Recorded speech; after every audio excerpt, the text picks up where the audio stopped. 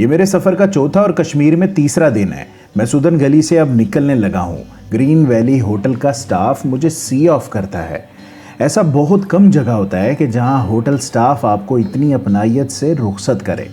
खैर, मैं कश्मीर में जहाँ भी रुका वहाँ मुझे किसी न किसी की मेहमान नवाजी का मुजाहरा देखने को मिला। कश्मीर हकीकतन मरी और उसके मज़ाफ़ात से बिल्कुल बरक्स एक मेहमान नवाज और खुश मिजाज एरिया है। अस्सलाम वालेकुम।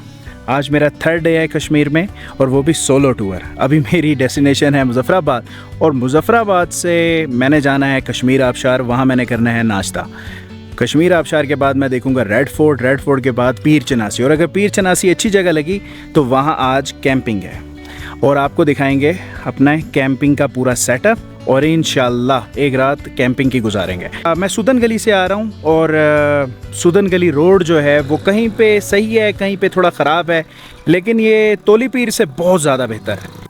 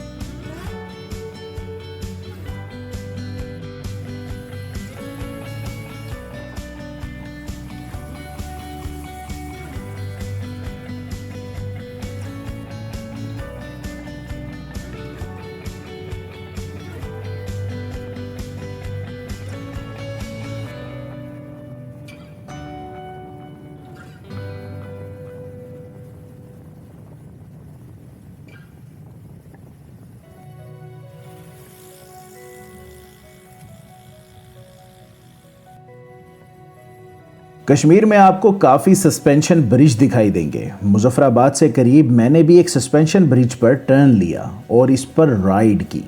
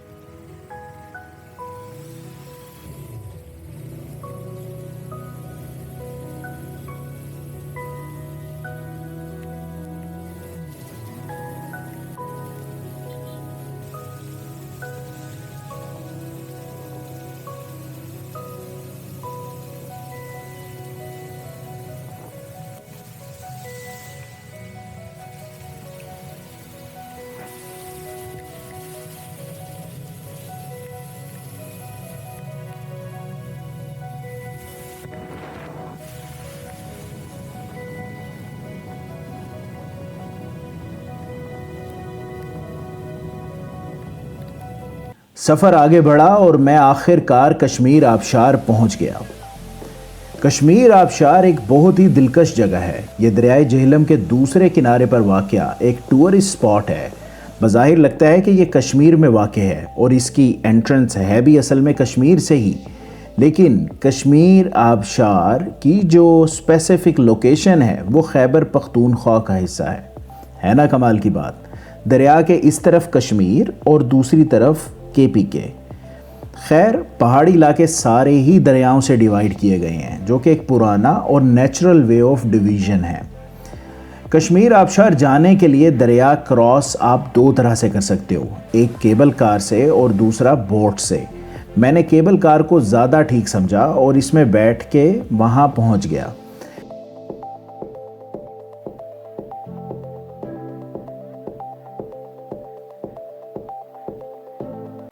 लो जी, मैं हूँ कश्मीर आबशार में और कश्मीर आबशार जो है वो मुज़फ़्फ़राबाद से 12 किलोमीटर पहले आती है और ये मरी से आते हुए आपके रास्ते में आती है। बहुत ही खूबसूरत प्लेस है स्पेशली इसमें जो चेयर लिफ्ट लगी हुई है, चेयर लिफ्ट तो नहीं कहेंगे, खैर इसे वो केबल कार टाइप चीज़ है, और उसके चार्जेस भी कोई बड़े मुनासिब हैं, 100 रुपीज़ पर पर्सन। फूड की प्राइसेस कोई ज़्यादा एक्सपेंसिव नहीं है। आप यहाँ नाश्ता करें या कोई हाई टी वगैरह करें, एवरीथिंग इज़ सुपर। स्टाफ बड़ा फ्रेंडली है, और इसकी खास चीज़ ये है कि इसके बिल्कुल फ्रंट पे एक आबशार है जिसका नाम कश्मीर आबशार है। उससे पानी बह रहा है, और पानी जब नीचे आता है आप उस आबशार में नहा भी सकते हैं। कोई हैवी वाटरफॉल नहीं है वो, बड़ी लाइट सी वाटरफॉल है, but it seems beautiful, like एक मिडल रेंज की है। दूसरा, वो वाटरफॉल का सारा पानी स्टेप बाय स्टेप 3 स्टेप्स में नीचे बहता है, और वो बहते पानी में टेबल्स हैं, कुर्सियां हैं, चारपाइयाँ हैं, इट्स अप टू यू, आप जहाँ मर्जी बैठना चाहे।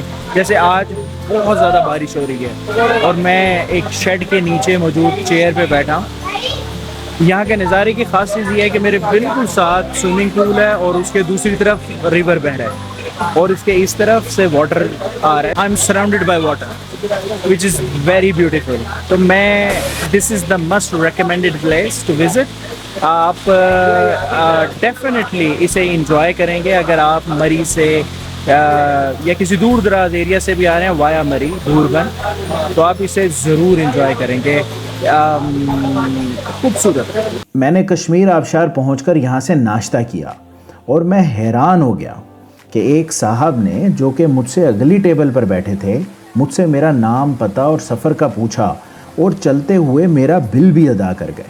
मैं हैरान था कि ऐसा कैसे, लेकिन यही हकीकत है, यही सच है कि कश्मीरी बहुत मेहमान नवाज कौम है।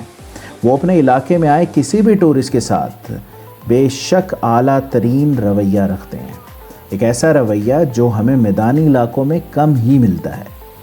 मैं थोड़ी देर मौसम और इलाके के नज़ारे करता रहा, और फिर अपनी अगली डेस्टिनेशन पीर चनासी की तरफ निकल पड़ा।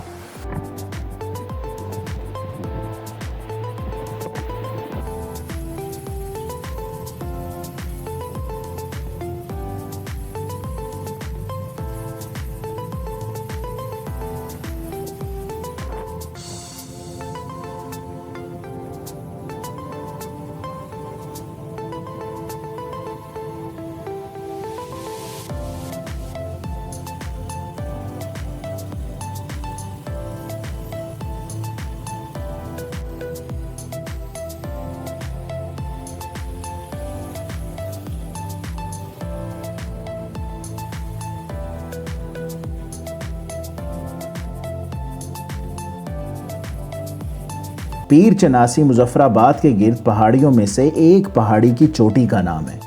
ये नाम इसको एक पीर साहब, जिनका नाम सैयद नूर हुसैनी अल मारूफ पीर चनासी है, उनकी निस्बत से मिला है।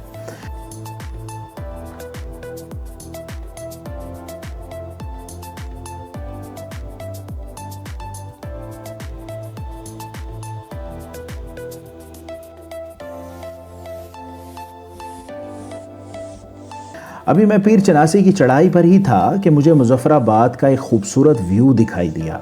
इसकी फ़ोटो बनाते हुए एक कार रुकी, इसमें से 2 जवान निकले और मुझसे मिलने आए। मेरा हाल अहवाल लिया और पीर चनासी पर मुझे खाने की दावत दे दी।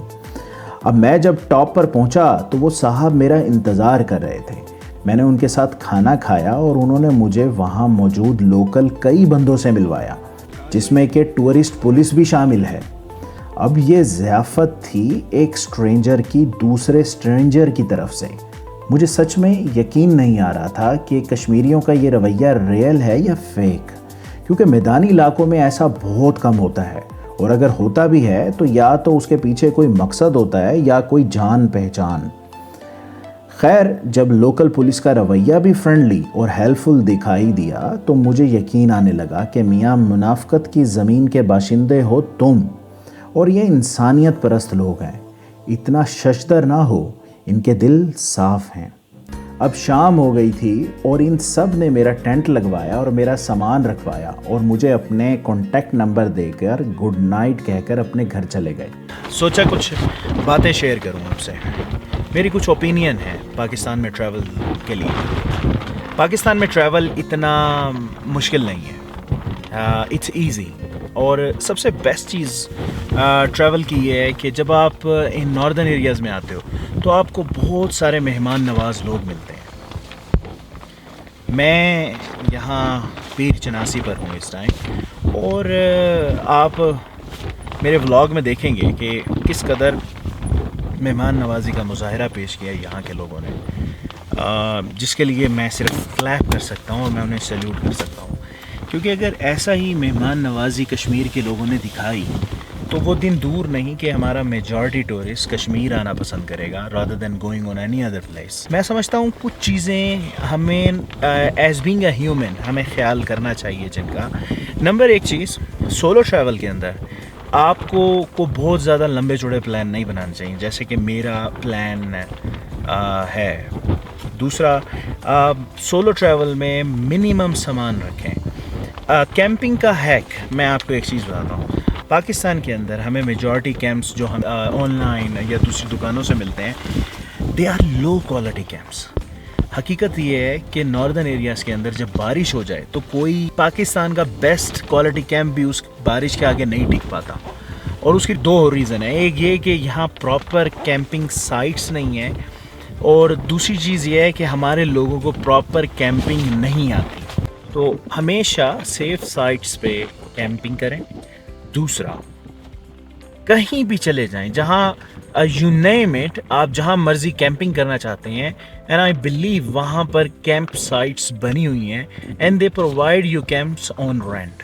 आपका अपना कैंप है, डोंट वरी अबाउट दैट, पर कैंप अच्छी क्वालिटी का लें। इसी तरह कैंपिंग के लिए बहुत सारा सामान आपको मिलते हैं, लेकिन ये उस वक्त करें जब आप गाड़ी में ट्रैवल कर रहे हो, यानी वो सामान उस वक्त ख़रीदें जब आपने गाड़ी में ट्रैवल करना हो।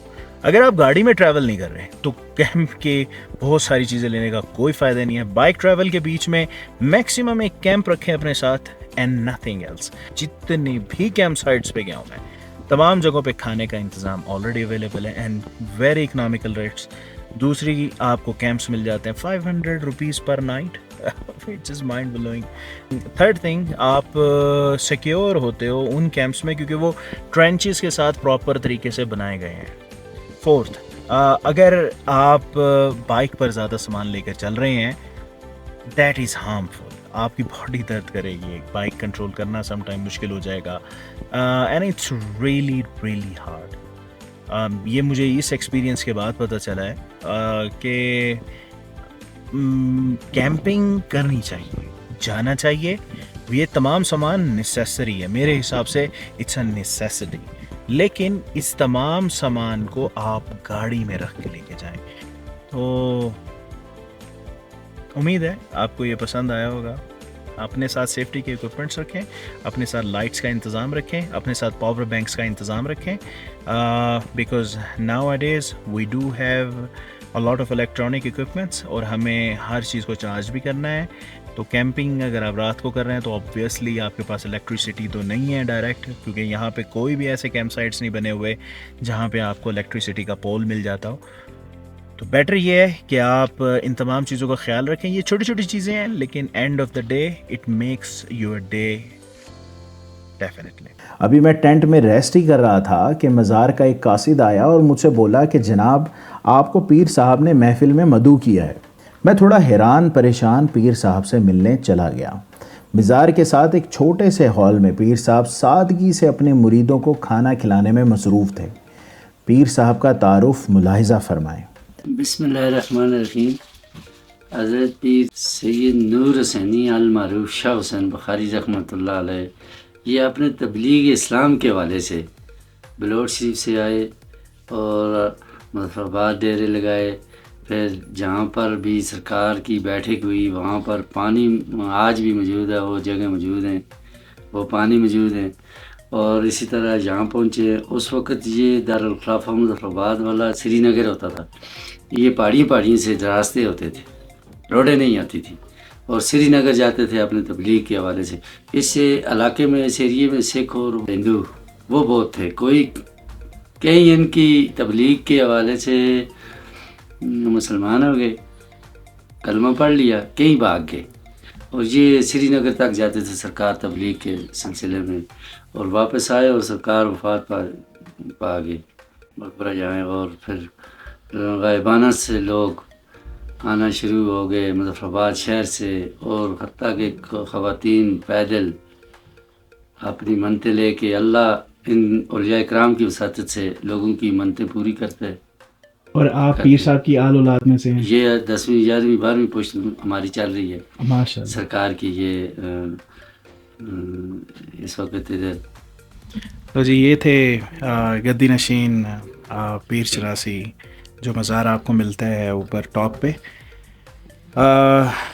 उम्मीद है आपको ये पसंद आया होगा। यहाँ की सबसे ख़ास चीज़ ये है कि अभी पीर साहब ये फरमा रहे थे कि भाई कोई भी आए कोई भी जाए, हमारा आस्ताना उनके लिए खुला हुआ है। हमारी मेहमान नवाजी सर्दियों में भी होती है, गर्मियों में भी होती है, और हर जगह के बंदों के लिए है। तो ये एक इनका बहुत बड़ा दिल है। आखिरकार वो गद्दी नशीन है, और मैं समझता हूँ कि ये एक बहुत बड़ी सादत है जो इन्हें मिली हुई है। अल्लाह ताला इनके माल और इनकी ज़िंदगी में बरकत फरमाए, आमीन। मैंने लंगर से खाना खाया और फिर पीर साहब से इजाज़त तलब की। पीर साहब ने मेहमान खाने का दरवाज़ा मेरे लिए खुलवा दिया कि अगर रात को तूफ़ान आए तो मैं कैंप में नहीं बल्कि अपने कमरे में आकर सो जाऊं। मैंने पीर साहब का शुक्रिया अदा किया और अपने टेंट में आ गया। ज़रा नम हो तो ये धरती बहुत ज़रखेज़ है। मेरे एक दिन में कई कश्मीरियों का मेरी मेहमान नवाजी करना, और वो भी एज ए स्ट्रेंजर, मुझे कई दिनों तक शौक़ में डाल गया। ये सब मेरे अल्लाह का मुझ तन्हा मुसाफिर पर अपना करम था। लेकिन लोगों के रवैये बताते हैं कि उनकी बुनियादें बहुत खालिस और मोहब्बत से भरी हुई हैं। कश्मीरियों ने यह साबित किया कि जितनी उनकी ज़मीन खूबसूरत है, उससे ज़्यादा खूबसूरत उनके दिल हैं। उम्मीद करता हूँ आपको ये व्लॉग पसंद आया होगा। मिलता हूँ अगले व्लॉग में, तब तक के लिए अल्लाह हाफ़िज़।